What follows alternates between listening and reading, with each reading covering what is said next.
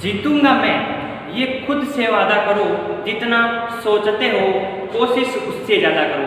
ये तकदीर भी रूठे पर हिम्मत ना टूटे, मजबूत अपने इतने इरादे करो। नमस्कार मित्रों, मैं करण कुमार जोशी प्रयोगशाला सहायक भर्ती परीक्षा में अंतिम रूप से चयनित आपके समक्ष उपस्थित हुआ हूँ। सामान्य विज्ञान का एक बहुत महत्वपूर्ण टॉपिक मानव कार्य की यानी कि ह्यूमन फिजियोलॉजी को लेकर। दोस्तों, इस इकाई में हमें मानवों में होने वाली प्रक्रियाओं के बारे में अध्ययन करना है। प्रक्रियाएं कौन सी? जैसे कि मानवों में होने वाला पाचन हुआ, मानवों में होने वाला श्वसन हुआ, मानवों में होने वाला उत्सर्जन हुआ। यानी कि इस इकाई में हमें पाचन तंत्र, श्वसन तंत्र, परिसंचरण तंत्र और उत्सर्जन तंत्र, उसके बाद में कंकाल तंत्र, उसके बाद तंत्रिका तंत्र व अंतःस्रावी तंत्र के बारे में अध्ययन करना है। यानी कि इस इकाई में हमें कुल 7 प्रकार के मानव तंत्रों के बारे में अध्ययन करना है। दोस्तों, इस इकाई में हम आगे बढ़ने से पहले हमें यह ध्यान में रहने की आवश्यकता है कि ये तंत्र क्या होता है और ये तंत्र कैसे बनता है। हम दोस्तों शुरुआत से देखते हैं।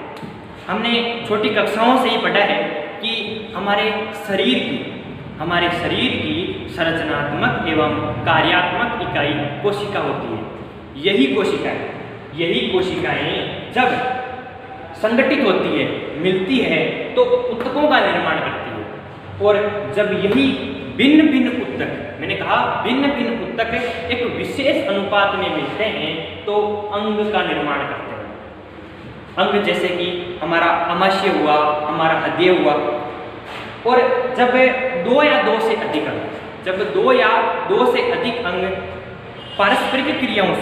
अपनी पारस्परिक क्रियाओं से एक विशेष कार्य संपादित करें तो तंत्र का निर्माण होता है।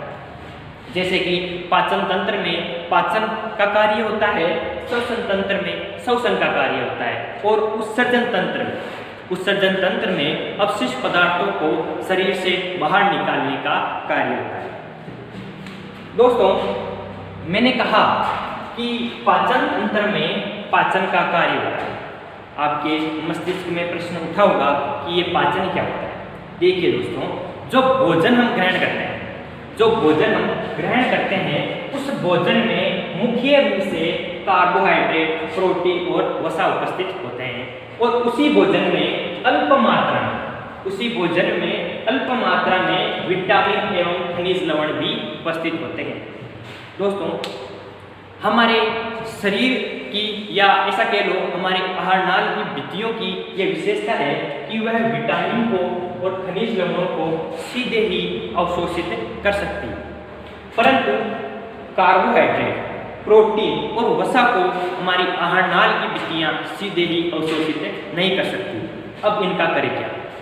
इन्हें क्या अपशिष्ट पदार्थों के साथ शरीर से बाहर निकाल दें?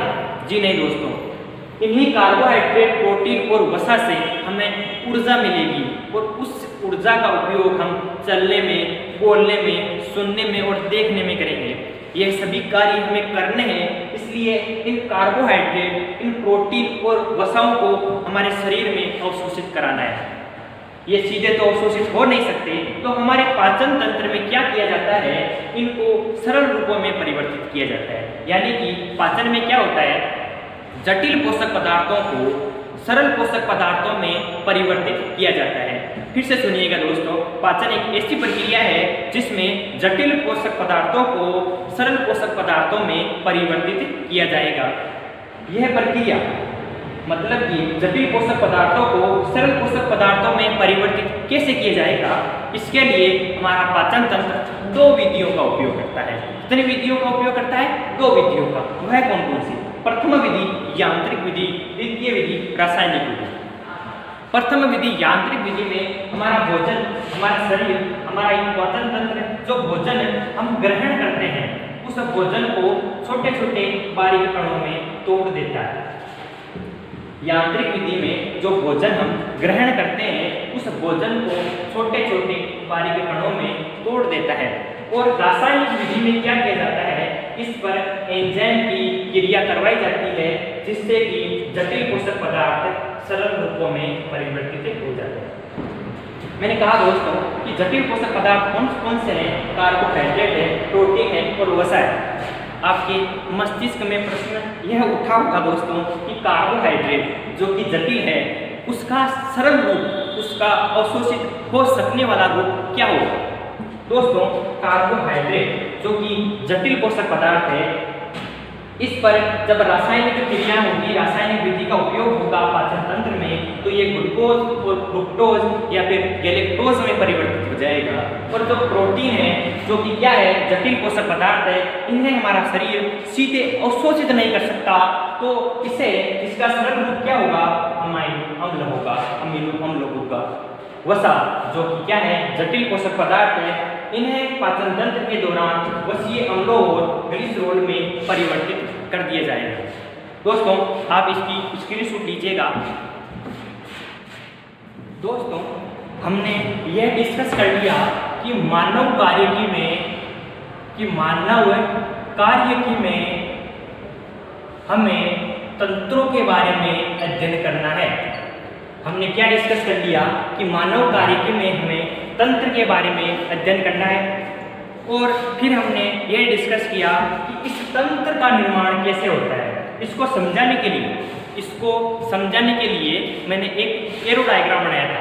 उसमें मैंने लिखा था कि कोशिकाओं से उत्तक का निर्माण होगा और उत्तकों से अंग का निर्माण होगा और अंग से तंत्र का निर्माण होगा। दोस्तों उस एरो डायग्राम बनाते समय मैंने एक बात कही कि भिन्न भिन्न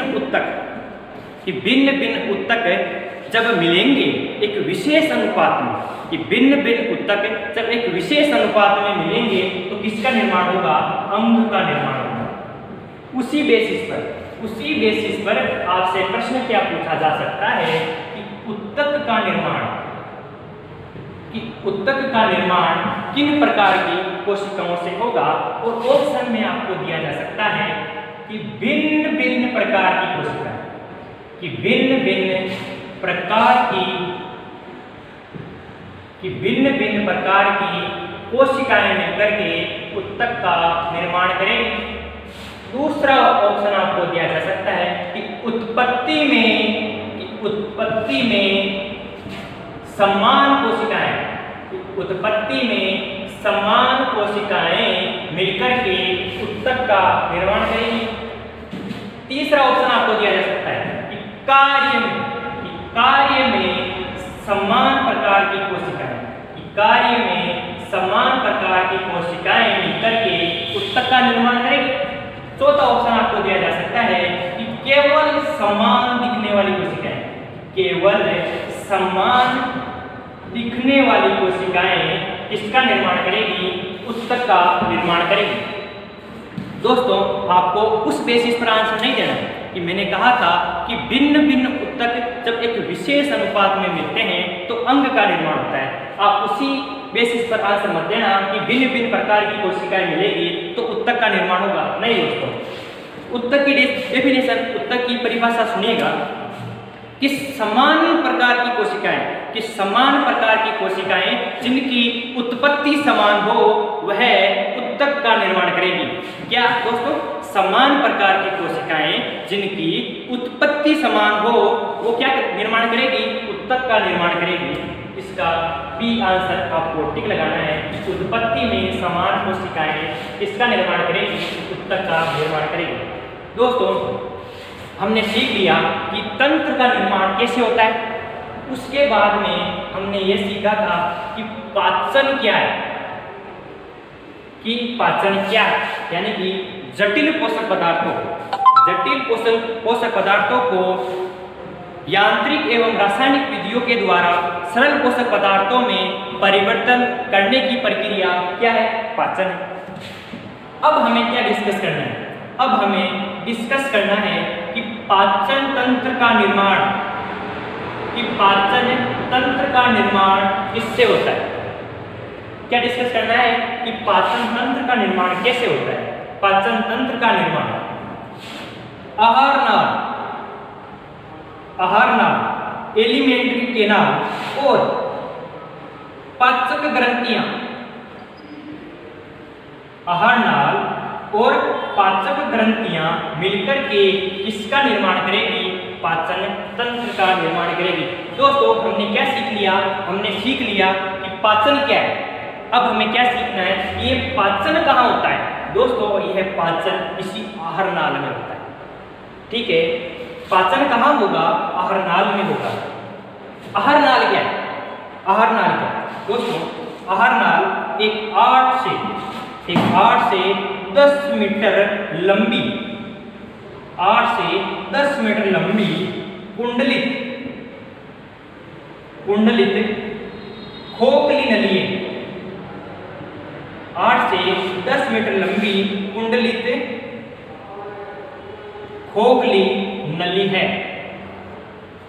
जो मुख से प्रारंभ होगी और अंततः मलद्वार पर समाप्त होगी। ठीक है दोस्तों, जो कहां से प्रारंभ होगी? मुख से प्रारंभ होगी और मलद्वार तक समाप्त होगी। मुख से प्रारंभ होकर के मलद्वार तक एनस तक जाएगी। इस आहार नाल का निर्माण में कौन कौन से अंग, कौन कौन सी संरचनाएं सम्मिलित होगी वो हमें देखनी है। इस आहार नाल का निर्माण 7 अंगों के द्वारा किया जाएगा। कितने अंगों के द्वारा? 7 अंगों के द्वारा आहार नाल का निर्माण 7 अंगों के द्वारा किया जाएगा। पहला मुख गुहा, ओरल केविटी या फिर बक्कल केविटी। प्रथम अंग मुख गुहा, द्वितीय अंग ग्रसनी फेरिंक्स, मुख गुहा ग्रसनी, उसके बाद ग्रासनाल ईसोफेगस, उसके बाद में अमाशय, छोटी आंत, बड़ी आंत और अंततः मलद्वार एनस। यह सभी सम्मिलित होंगे किसके निर्माण में? आहार नाल के निर्माण में। यह सभी अंग आहार नाल के निर्माण में सम्मिलित होंगे। दोस्तों अब हमें क्या देखना है? हमने देख लिया कि पाचन की संपूर्ण प्रक्रिया आहार नाल में होगी और आहार नाल का निर्माण इन अंगों के द्वारा किया जाएगा। अब हमें यह देखना है कि जो भोजन हम मुख से ग्रहण करते हैं, मुख के द्वारा अंतर्ग्रहित करते हैं और अंततः वो मलद्वार तक जाता है, तो बीच में वह कौन कौन सी संरचनाएं, कौन कौन से अंग आएंगे। ठीक है, अब हमें क्या डिस्कस करना है? अब हमें यह डिस्कस करना है कि मुख से जब हम भोजन ग्रहण करेंगे और अंततः मलद्वार तक वो भोजन जाएगा, तो बीच में कौन कौन से अंग, कौन कौन सी संरचनाएं आएगी। ठीक है दोस्तों, आप इसका स्क्रीनशॉट लीजिएगा। दोस्तों अब हमें भोजन का मार्ग के बारे में अध्ययन करना है, यानी कि मुख के द्वारा ग्रहण किया गया भोजन किस किस संरचनाओं, कौन कौन से अंग से गुजरता हुआ अंत तक मलद्वार तक जाएगा। ठीक है दोस्तों, उसके बाद भोजन का मार्ग जब हम डिस्कस कर लेंगे, उसके बाद में हम डिस्कस करेंगे प्रत्येक अंग के बारे में, यानी कि आहार नाल का निर्माण जिन जिन अंगों से हुआ है उन प्रत्येक अंग के बारे में हम डिस्कस करेंगे। पहले हम डिस्कस करेंगे भोजन के मार्ग के बारे में। सबसे पहले हम अपनी हाथों की सहायता से भोजन को मुख गुहा में डालते हैं। भोजन को हम अपनी हाथों की सहायता से मुख गुहा में डालते हैं। मुख गुहा का निर्माण देखिए, ये मुख गुहा है। मुख गुहा की छत का निर्माण तालु के द्वारा किया जाता है। ठीक है, मुख गुहा के आधार में जीभ उपस्थित होती है। ठीक है, और मुख गुहा के सराउंडिंग में दांत और गाल उपस्थित होते हैं। जो भोजन है हमने मुख गुहा में डाला है, उस भोजन को दांतों की सहायता से छोटे छोटे टुकड़ों में तोड़ा जाएगा और उसमें लार मिश्रित कर दी जाएगी। ठीक है, जब इसे छोटे छोटे टुकड़ों में तोड़ दिया जाएगा और इसमें लार मिश्रित कर दी जाएगी, तो भोजन अब बोलस में परिवर्तित हो जाएगा। किसमें परिवर्तित हो जाएगा, बोलस में परिवर्तित हो जाएगा। अब इस बोलस को हमें मुख्य गुहा से, अब यह बोलस मुख्य गुहा से ग्रसनी में जाएगा, किसमें जाएगा, मुख्य गुहा से ग्रसनी में जाएगा। लेकिन एक प्रॉब्लम यहाँ पर, एक समस्या यहाँ पर आएगी, इस डायग्राम के द्वारा आप समझिएगा।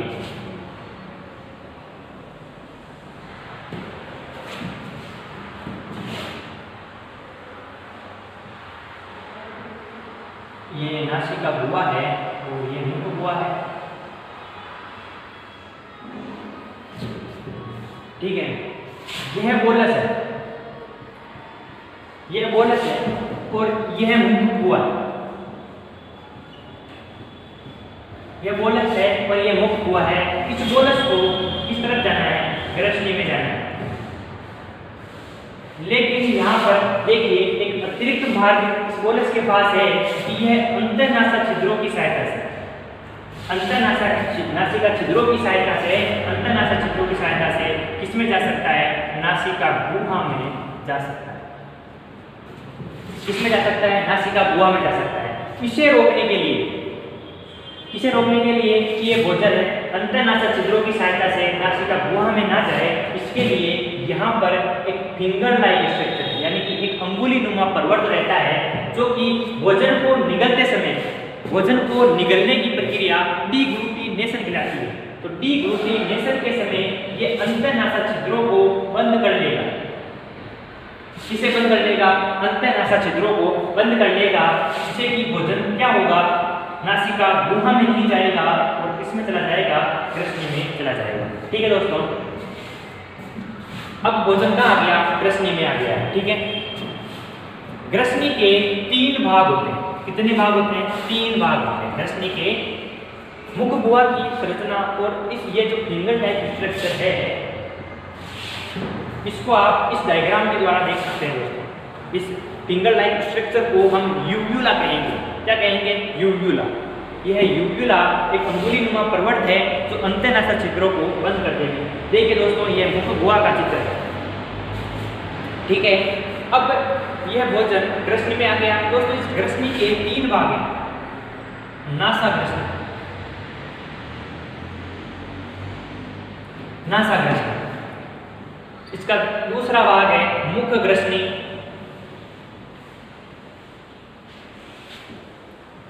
तृतीय भाग इसका कंठ ग्रसनी या अधोग्रसनी, अधोग्रसनी। नासा ग्रसनी को नेजोफेरिंक्स, मुख ग्रसनी को ओरोफेरिंक्स और कंठ ग्रसनी को लेरिंगोफेरिंक्स के नाम से भी जानते हैं। इसका अंग्रेजी में ये नाम है। इस ग्रसनी का डायग्राम आप देख सकते हो दोस्तों। जो ऊपर है नासिका गुहा के समीप, उसे वो है नासिका ग्रसनी, नासा ग्रसनी, उसके नीचे मुख ग्रसनी और उसके नीचे कंठ ग्रसनी उपस्थित है, ठीक है।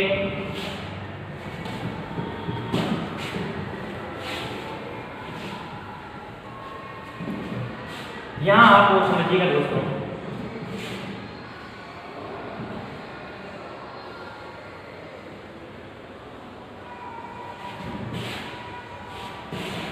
यह बाह्य नासा छिद्र, बाह्य नासा छिद्रों की सहायता से वायु इसमें जाएगी, नासिका गुहा में जाएगी, उसके बाद में नासा ग्रसनी में जाएगी और अंतरनासा छिद्रों की सहायता से वो अब मुख ग्रसनी में जाएगी।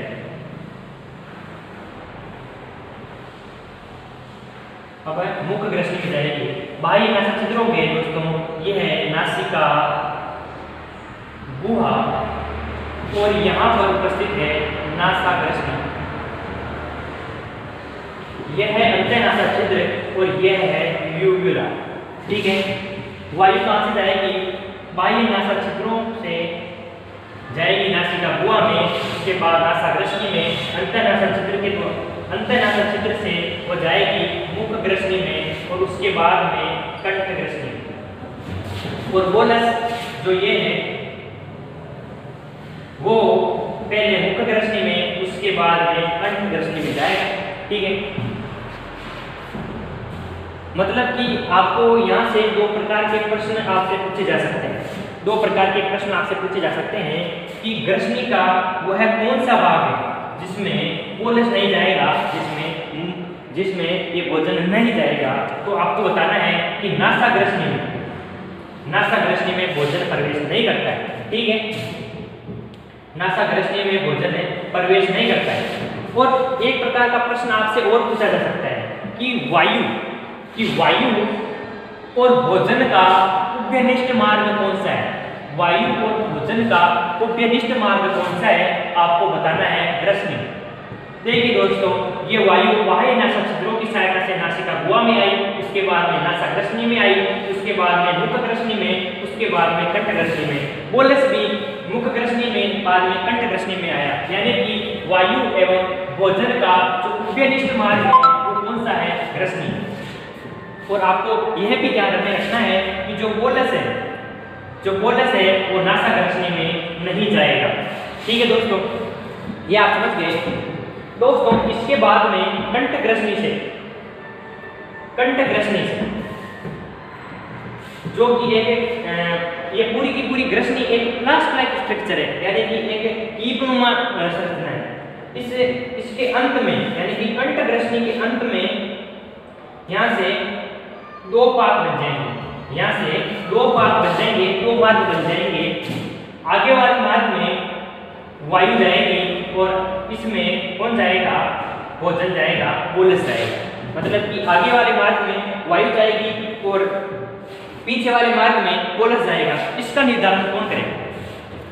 मतलब यहाँ पोलस है, वो इसमें भी तो जा सकता है, इस ट्रेकिया में भी जा सकता है, इस लेरिक्स में भी जा सकता है, कंठ में भी जा सकता है। इसको नियंत्रित कौन करेगा। दोस्तों यहाँ पर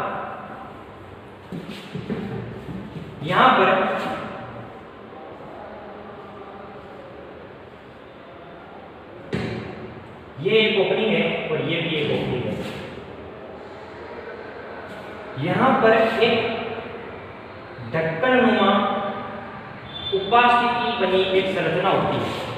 ढक्कननुमा उपास्थि से बनी एक संरचना होती है, जिसे क्या कहेंगे, जिसे एपिग्लोटिस या घाटी ढक्कन कहेंगे। क्या कहेंगे, एपिग्लोटिस या घाटी ढक्कन कहेंगे। ये घाटी ढक्कन जब पोलस ग्रसनी से ग्रासनाल में जाएगा, तब ये इस ग्लोटिस नामक चित्र को, जो कि इसकी ओपनिंग है, ट्रेकिया की ओपनिंग है, इस ट्रेकिया की ओपनिंग है, वो ढक लेगा। ठीक है दोस्तों, पोलस जब ग्रसनी से ग्रासनाल में जाएगा तो ये घाटी ढक्कन, ये एपिग्लोटिस, इस ग्लोटिस नामक छिद्र को ढक लेगा, जो कि जिसकी ओपनिंग है, ट्रेकिया की ओपनिंग है।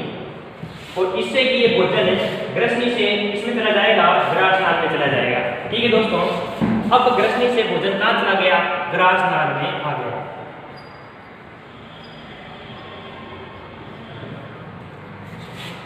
यहाँ तक आप इसमें शूट लीजिएगा दोस्तों।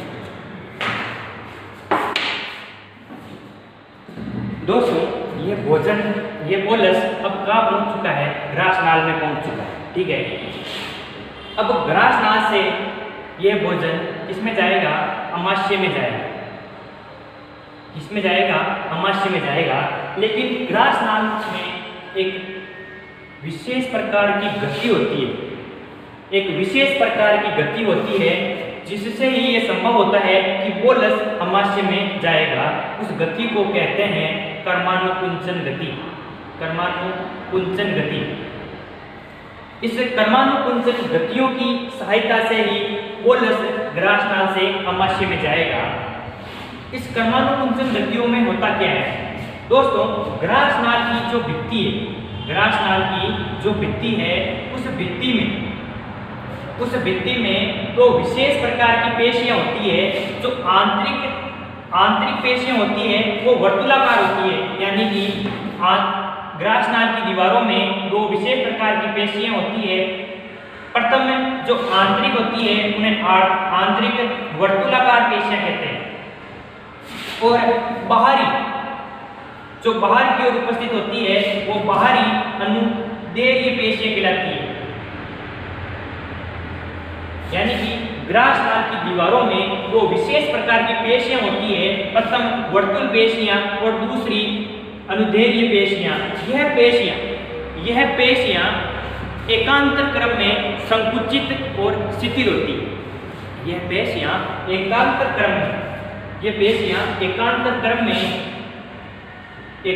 क्रम में संकुचित और शिथिल होती है, जिससे क्या होता है, जिससे एक वेव लाइक मूवमेंट उत्पन्न होता है, एक तरंगनुमा गति उत्पन्न होती है। इस तरंगनुमा गति को ही हम कर्मानुकुंचन गति कहते हैं। जिससे क्या संभव होता है कि बोलस अब ग्रास नाल से अमाशय में आ जाएगा। ठीक है दोस्तों, अब भोजन कहाँ पहुंच चुका है, अमाशय में पहुंच चुका है, ये बोलस अमाशय में आ चुका है। एक बार संपूर्ण प्रक्रिया को आप वापस समझिएगा दोस्तों। इस भोजन को हम अपने हाथों की सहायता से मुख गुहा में डालते हैं। मुख गुहा में डाला गया भोजन दांतों की सहायता से अच्छी तरीके से चबाया जाएगा और इसमें लार मिश्रित कर दी जाएगी। ठीक है, जिससे कि अब यह भोजन बोलस में परिवर्तित हो जाएगा। इसमें परिवर्तित हो जाएगा, बोलस में परिवर्तित हो जाएगा। बोलस को कहाँ जाना है, ग्रसनी में जाना है। लेकिन एक अतिरिक्त मार्ग इसके पास क्या है कि ये अंतःनासा छिद्रों की सहायता से नासिका गुहा में भी जा सकता है। किसमें जा सकता है, नासिका गुहा में भी जा सकता है। इसे रोकने के लिए यहाँ पर एक अंगुली नुमा प्रवर्त होगा, जिसे क्या कहते हैं, जिसे हम कहते हैं यूव्यूला। भोजन को निगलते समय डीग्लूटिनेशन के समय ये अंतःनासा छिद्रों को बंद कर लेगा और जिससे कि क्या होगा, बोलस किसमें आ जाएगा, ग्रसनी में आ जाएगा। कौन सी ग्रसनी में पहले आएगा, मुख्य ग्रसनी में आएगा। ठीक है दोस्तों, उसके बाद में ये बोलस चला जाएगा कंठ ग्रसनी। यहाँ पर भी इस बोलस के पास दो मार्ग है। प्रथम मार्ग ये है कि ये ग्लोटिस नामक छिद्र से, जो कि